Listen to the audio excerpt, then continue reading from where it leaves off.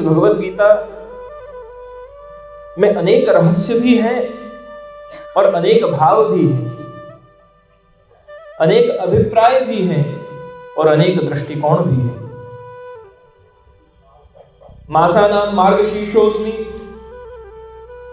प्रभु कहते हैं कि पुष्पेषु चंपा, नगरीषु लंका, स्त्रियेषु रंभा और नृपेषु राम। जो उत्तम में उत्तम है उन सभी में मैं निवास करता हूं।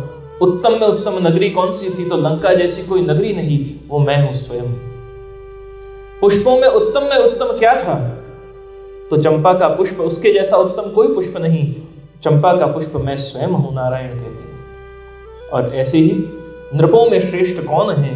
तो श्री राम की तरह कोई राजा नहीं हुआ, और वो नृपेषु राम, राम भी मैं। और उसी प्रकार मासानां मार्गशीर्षोऽस्मि, इस मार्गशीर्ष मास की शुक्ल पक्ष की एकादशी, यानी जिस दिन भगवान ने अर्जुन पार्थ को गीतोपदेश किया। भगवान की हर एक लीला के पीछे अनेक अभिप्राय हैं, अनेक कारण हैं। एक लीला अनेक लक्ष्यों को अनुलक्षित करती है। भगवान माखन चोरी करते हैं तो उसके पीछे भी अनेक लीलाएं हैं, और भगवान गीता का उपदेश करते हैं तो उसके पीछे भी अनेक कारण हैं। माखन चोरी जब करते हैं, आज एक मन में भाव बन रहा है कि किस विषय पर, भगवत गीता के किस पहलू पर चिंतन कर सकते हैं। तो भगवान की यात्रा प्रारंभ हुई है गोकुल से और गीता तक आई है। वेणुनाद से शुरू होकर शंखनाद तक आई है। चौराग्रगण्यम पुरुषम नमामि, चोरों के अधिपति कहलाने से लेकर के द्वारिकाधीश तक भगवान की यात्रा आई है। तो वो जो भगवान की एक दिव्य यात्रा है, जहां भक्तों के अधीन होकर रहना, ताही हीर की छोहरिया, छछिया भर छाछ पे नाच नचा। वेद न ढूंढ्यो, पुराण न ढूंढ्यो, सकल शास्त्र कहूं ढूंढ न पायो, वृंदावन की कुंज गलिन में राधिका पायन पलोटत पायो। वो ही ठाकुर जी यहाँ भीष्म पितामह की प्रतिज्ञा को परिपूर्ण करने के लिए भीष्म पितामह कहते हैं कि हे श्री कृष्ण, आपने प्रण लिया है कि महाभारत के इस युद्ध में आप शस्त्र धारण नहीं करेंगे, पर मैं भी भक्त हूं और आप भक्त मनोरथ पूरक हैं। मैं प्रतिज्ञा लेता हूं कि लाजो गंगा जननी को शांतनु सुत न कहाऊं, जो हरि शस्त्र न कहाऊं। अगर भगवान को मैंने शस्त्र धारण नहीं कराया तो मेरी भी भक्ति कच्ची है। कहां ऐसा सामर्थ्य था अर्जुन में कि उसके तीर चलाने पर भीष्म पितामह का रथ एक कदम भी, एक इंच भी पीछे सरक जाए। ऐसा सामर्थ्य अर्जुन के तीरों में नहीं। ऐसे विद्याओं से, ऐसे शस्त्रों से सुसज्जित भीष्म पितामह है। परंतु जब तीर चलाए गए तब भगवान उस रथ के टूटने पर रथ के पहिए को ही चक्र के समान धारण कर, और जैसे सिंह सैलते उतरी। अष्ट सखाओं ने अपनी वाणी में इतना सुंदर वर्णन किया है। रथ यात्रा के कीर्तनों में आता है, वापट पीठ की फहरान, जैसे सिंह सैलते उतरी। ऐसे दौड़े हैं प्रभु मानो नरसिंह अवतार वापस हुआ हो।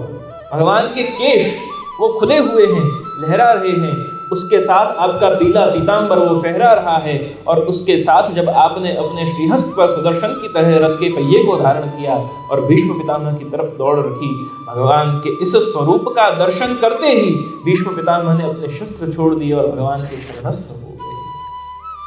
कि यही तो मैं चाह रहा था। भक्त की प्रतिज्ञा को देखकर, भक्त के मनोरथ को देखकर भगवान अपनी प्रतिज्ञा तोड़ देते हैं। अपने बनाए नियमों को भगवान बदल देते हैं। कई बार ये कंफ्यूजन हो जाता है हमको। आजकल कई युवा ऐसा प्रश्न करते हैं कि भगवान की तो 16,000 रानियां थी, 16,108 थी, तो हम 2-4 रख लें तो क्या करते? तो उनको ये समझना चाहिए कि भगवान जो कर सकते हैं, भगवान कौन है? वो पति हैं जो पतन से बचाए, जो रक्षा करे। तो उन 16,108 कन्याओं का, स्त्रियों का भगवान ने रक्षण किया। जिनको कोई स्वीकार करने को तैयार नहीं था, उनको कहा कि तुम मेरे आश्रित हो, तुम्हारे संग मेरा नाम जुड़ेगा, इस संसार में कोई तुम्हें कलंकित नहीं कर सकेगा। कहाँ है हम में वो सामर्थ्य, हम में वो क्षमता नहीं।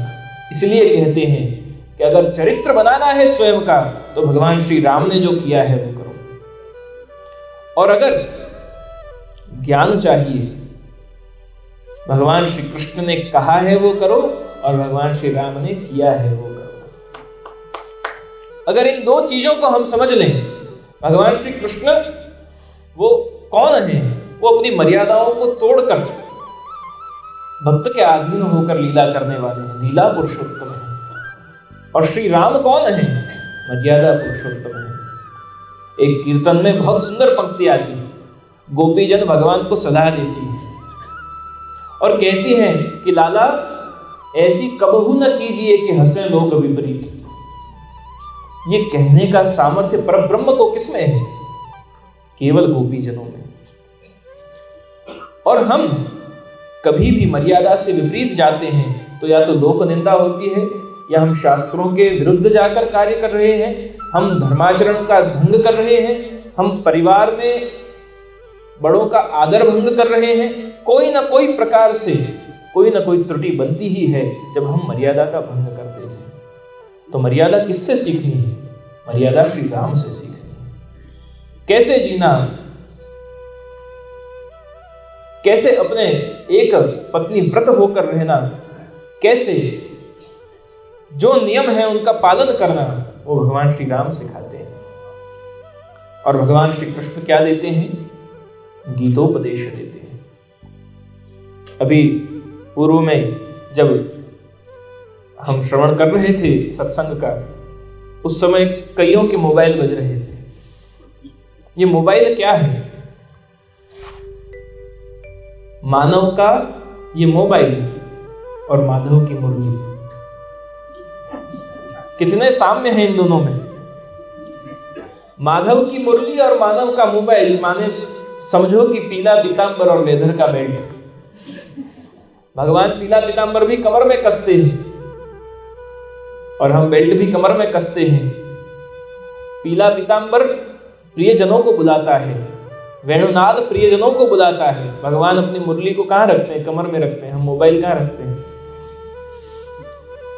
साम्यता है, पर उसमें भेद भी इतना ही है।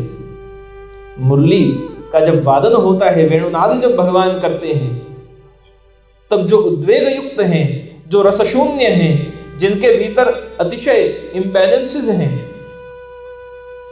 भीतर अंधकार भरा हुआ है जिनके, उन सभी के अंधकार को भगवान के इस वेणुनाद के स्वर से प्रेमोद्दीपन द्वारा, भावोद्दीपन द्वारा, उस सभी इम्बैलेंसेस को, उन सभी भीतर भरी हुई विकारों को भगवान के इस वेणुनाद से भगवान दूर करते हैं और भक्त के भीतर स्वयं के लिए प्रेम उत्पन्न करते हैं। और जब गीता के समय, गीता गान के समय, युद्ध का प्रारंभ करने के लिए जब भगवान शंखनाद करते हैं, तब जो शांत बैठे हुए होते हैं उनके अंदर भी भय उत्पन्न हो जाता है श्री कृष्ण एक ही, एक और वेणुनाद कर रहे हैं और एक और शंखनाद कर रहे हैं, पांचजन्य को बजा रहे हैं। ये बड़े ही विशिष्ट स्वरूप हैं आपके भगवान श्री कृष्ण के। ये जो दो स्वरूप हैं, एक भक्तवश्यत्व बोधक है, भक्तवश होकर और ब्रज में जिस प्रकार से 11 वर्ष और 52 दिन भगवान ने लीला की है, एक वो स्वरूप, और एक वो स्वरूप के जो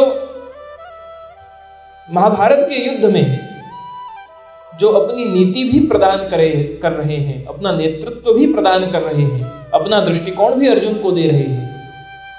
एक जो गोकुल के श्री कृष्ण हैं, उनकी दृष्टि कैसी है? वैसे कहा जाता है, रास पंचाध्यायी के वर्णन में बहुत सुंदर वर्णन है कि भगवान के अधरों पर और भगवान के नेत्रों में काम का निवास है। जिस पर वो दृष्टि डाल दें उसे अपना बना लेते हैं, और जो उनके अधरों का वेणुनाद सुन लें उसको भी वो अपना बना लेते हैं। हासोन करोन्माद मदि करीच माया, आपके हास्य में भी माया का निवास है।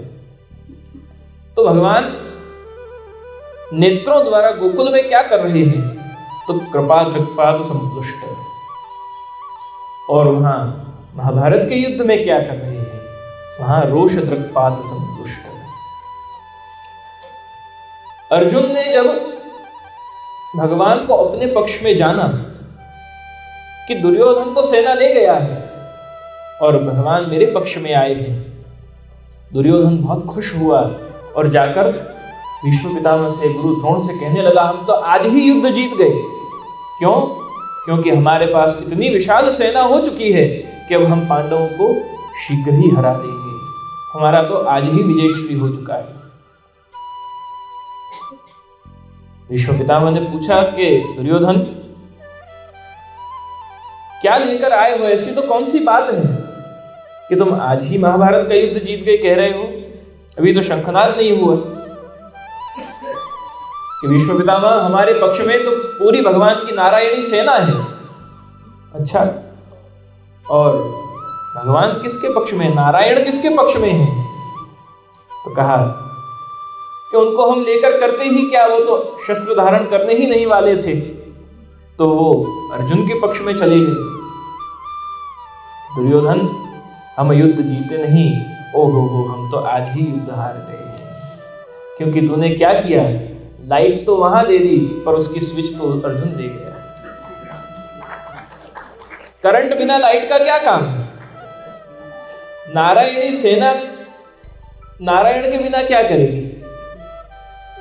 नारायण अर्जुन के पक्ष में थे, हमें भी वही चाहिए। हमें तो कृष्ण चाहिए मजबूत, सिर्फ कृष्ण की फौज नहीं।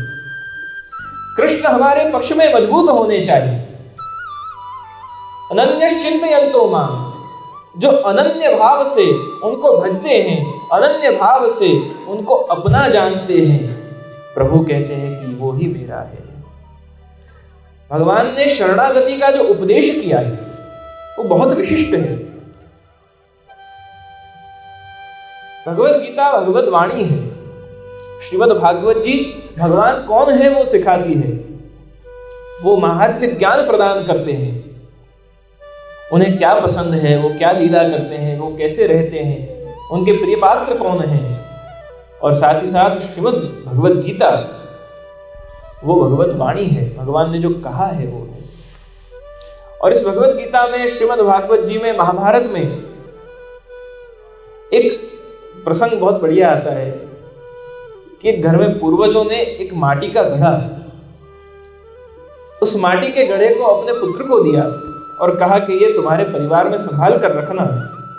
ये घड़ा जब तक तुम्हारे घर में रहेगा तब तक तुम्हारे परिवार में बहुत समृद्धि होगी।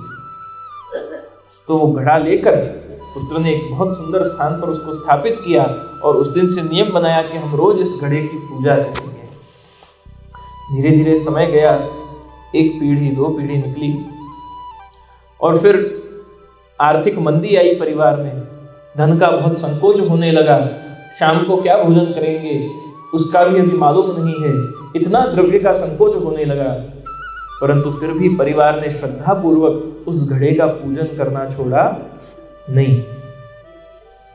एक दिन आया और बहुत ही त्रासयुक्त, परेशान होकर, और परिवार वाले चिंतन कर रहे थे कि क्या करें। ये घड़ा हमको दिया है और कहा था पूर्वजों ने कि कभी भी ये घड़ा अगर तुम्हारे घर में है तो किसी भी प्रकार की धन की आपदा तुम्हारे पर नहीं आएगी। पर आज ऐसी संकट आ चुका है। एक छोटा बच्चा आया खेलता खेलता और उसकी जो गेंद थी, बॉल थी, वो उछल कर जाकर सीधी उस घड़े पर लगी और घड़ा हिलने लगा। और जैसे ही घड़ा हिलने लगा सब परिवार के लोग चिंतित हो गए कि अरे घड़ा गिर जाएगा, घड़ा गिर जाएगा, मिट्टी का है, फूट जाएगा। और अभी तो बचाने जावें उससे पहले वो घड़ा गिरा और गिरकर फूटा तो उसमें से सोने की मोहरें निकली। अब जब द्रव्य का संकोच था और द्रव्य का संकोच था, फिर भी उन्होंने क्या किया, पूजन करना छोड़ा नहीं। तकलीफ क्या है, हमारे घर में भी किसी को भवरोग है, किसी को धन रोग है, किसी को तन रोग है, तो किसी को मन रोग है। हम सभी कोई ना कोई रोग से ग्रसित हैं, परंतु फिर भी हमारे घर में रखे हुए घड़ों को, यानी हमारे घर में विराजमान ग्रंथों को हम केवल पूजा करते हैं, दर्शन करते हैं, उनको वंदन करते हैं, खोल के पढ़ते नहीं हैं। जब उन ग्रंथों को खोल के पढ़ेंगे तो भगवान कैसे संवाद करते हैं? भगवान हमसे बात करने के लिए, every action has a reaction, कर्म का परिणाम कुछ तो होता है। हम कोई कर्म करते हैं तो उसके परिणाम स्वरूप कुछ हमें प्राप्त होता है। अगर हम भगवान से कुछ कहें, कुछ प्रार्थना करें, कुछ विनती करें, तो भगवान वापस कैसे हमें उत्तर देते हैं? ये भगवत ग्रंथ जो हैं, ये ग्रंथ ही भगवत वाणी हैं। जब हम नित्य इनका दर्शन करें, इनका वांचन करें, इनका अध्ययन करेंगे, तभी तो आपको अपने मन में जो दुविधाएं हैं, अपने मन के जो प्रश्न हैं, वो प्रश्नों के उत्तर सहज रूप से आपको इन ग्रंथों में प्राप्त हो जाएंगे। और जब आपको लगे कि मेरे मन में ये दुविधा थी, इतने दिन से मैं कंफ्यूजन में था कि क्या हो रहा है, और आज मैंने जैसे ही भगवत गीता खोली और उसमें आज मैंने वांचन किया और मेरे मन का समाधान हो गया।